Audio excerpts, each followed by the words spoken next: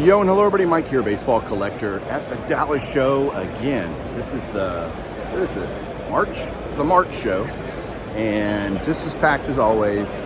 It is really cool. There's another full room. There's Andy right there. She gets blinded by refractors. You selling this show? I mean, I'm set up. I wouldn't say I'm selling. You have cards out with prices on them. Yeah, you know me. My cards are priced to keep. So I like it. I love it. So yeah. How was last night, by the way? Last night was fun, man. We just got set up and just a couple hours of the show last night. So nothing crazy last night. Today is starting to get a little busier. Yeah, it's starting to roll today. I think today and tomorrow will be easily the busiest days. A look around, but yeah, we'll show you guys some stuff in a little bit. See ya. What's up, man?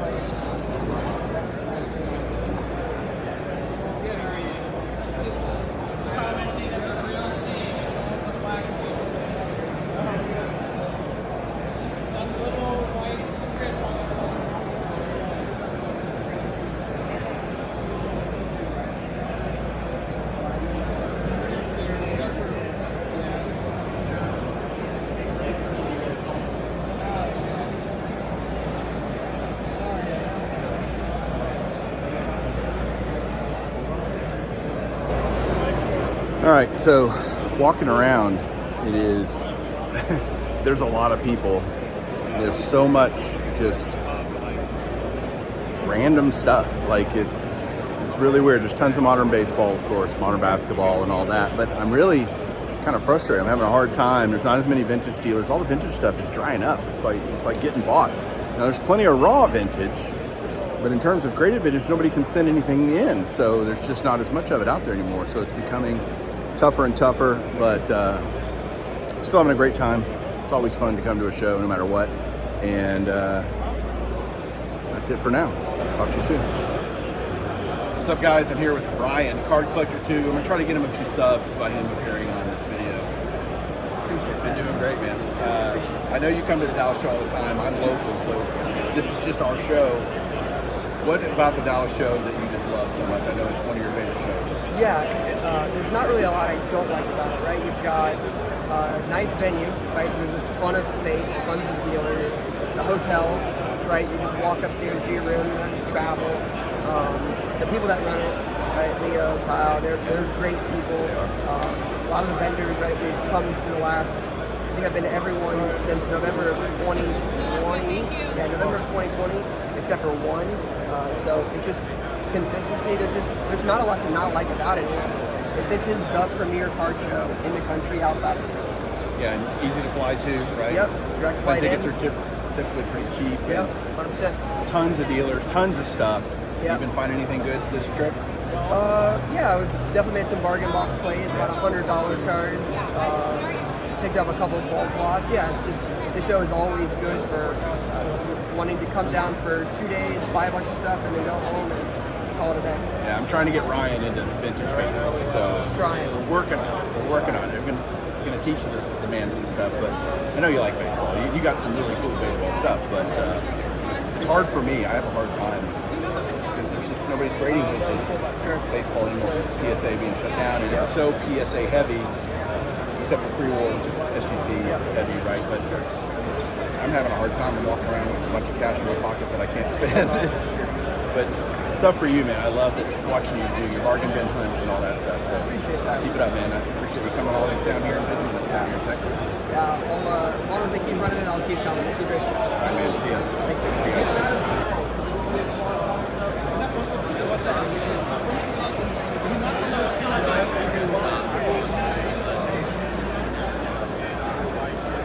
All right, so we are home from the show and just got done. We had dinner with Andy and Michael, had a great time.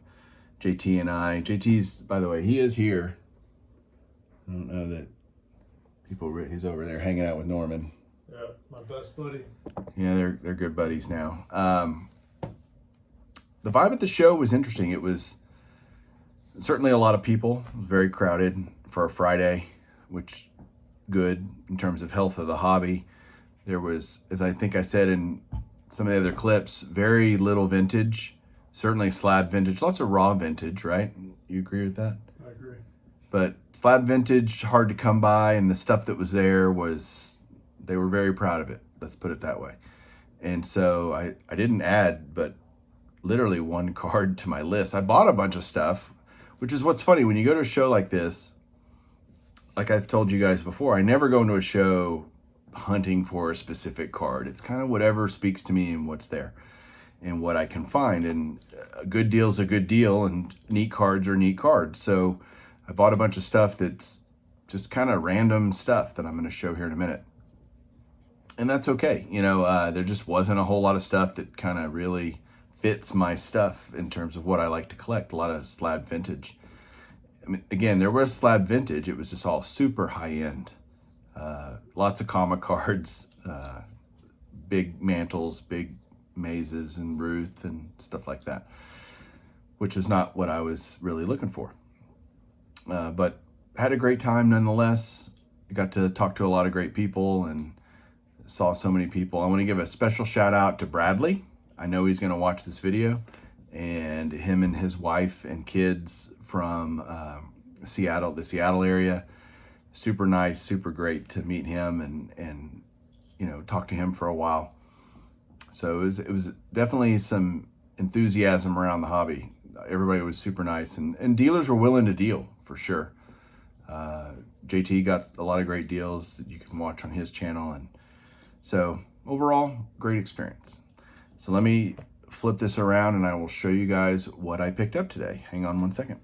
All right, so here we go with the pickups. Honestly, I did not pick up a lot of stuff, believe it or not. Again, there wasn't just tons of stuff that was in my wheelhouse, and so I just didn't buy a bunch of stuff. But the first card I bought today was this, and you're like, why the heck did he buy a Corbin Burns rookie autograph? And the reason is Corbin Burns won the Cy Young this year, and I didn't have his autograph yet for my kind of Cy Young. I like to have autographs of all the Cy Young winners and MVPs, so I still need an Ohtani not rookie. I need one of those too, but I need an Ohtani autograph. So actually, JT and I might hunt for that tomorrow. But there is the Corbin Burns for the collection, for the Cy Young collection. There was a guy, I think JT and I probably spent 10 or 15 minutes going through this guy's boxes. He just had a lot of kind of random stuff, and I just made a little pile of things. I got this Burt Blyleven. It's like Topps Gold label. It's that gold. It's like that super heavy type card. I mean, when you see a Hall of Famer, I don't care how many Burt Blyleven autographs I have. $10, and I didn't pay that, by the way. I got all these that you're going to see for essentially 25 bucks to me. I paid 30, but I gave one of the cards away. But so 25 total for all that you're going to see in this lot that I bought. So the Blyleven. I got this awesome Topps Tribute Lou Gehrig. I love Lou Gehrig. Again, $5 for this Arenado. I love the All-Star jersey cards that come out of Topps Update every year. And this is an Arenado. It's my first Arenado relic card. I think he's certainly got a very good shot at Hall of Fame someday. I got a Greg Maddux short print, kind of that veteran short print, Hall of Famer short print out of 21 Topps. So got that. And then JT found this one. Hey, you want a Dave Parker autograph? Yeah, why not? So there's another Dave Parker autograph for the collection. Again, I think he'll eventually get in the Hall of Fame. He certainly deserves to. So that was that lot. And then I got 4 slabs today. So, like I said, not my normal haul from a show, but the first one, this was the first slab. This is actually the first purchase I made of the day. I said the Burns was, but that was actually my second purchase, which they're just, again, wasn't a ton of stuff for me. But the rice, this guy had 3 of them, and I paid $15 for that. So PSA 9, 83 Topps. Sure, didn't have that for the 4-decade set. And that was the only card I got that actually knocked something off of my kind of forever collection want list. So I did get some really cool stuff that I've always really liked and just wanted. The first one was this, the Jeter Bush Mantle card. I've always thought this was just a neat gimmick that Topps did back in 2007. Very cool idea. Derek Jeter, the guy had this. He had it, I think he wanted 50, and I ended up paying 35 for it in a mint 9. Just a really cool card, and it's Jeter. This was probably my best deal in quite a long time, actually. I bought a Mookie Betts rookie, and I've been kind of on the hunt for this. Believe it or not, I do like getting cards of players like Betts who have been around a while. They're not brand new. He's won an MVP. He's won World Series. I mean, this guy is already building a pretty impressive resume for his career. And his cards have been kind of, I don't know, they're not skyrocketing by any means. So this is his rookie from Topps Update.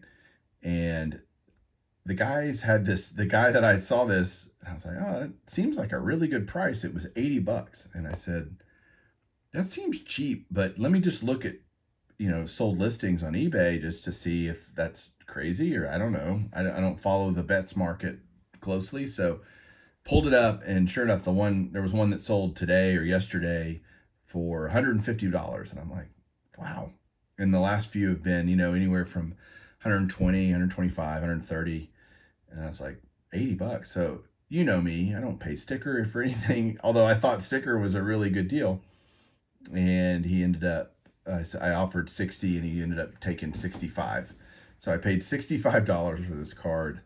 And I showed JT, and you thought I did good, didn't you? You did well. I did well. So I was excited to add a Betts rookie, and mint 9's just fine. There were plenty of 10s around and stuff. I'm just happy with a 9. That's no problem.